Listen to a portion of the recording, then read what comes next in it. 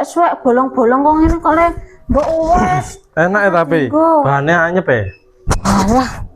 Dak marai anu kok darane ra kerumat kowe iki, klambi bolong-bolong kok ngono, kono ganti kono. Loh, Pak. Kuwi klambine kok sedinggo wae to?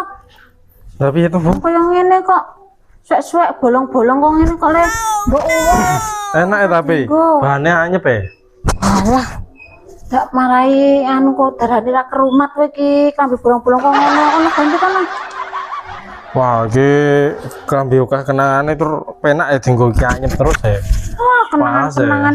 Yo nek iki ra wangun ku nek kongko metu-metu nendi iki ra iki bolonge ngendi-endi. Ayo, nak tekoni Mas kok klambine bolong. Iki nganu emang klambi model pembalap.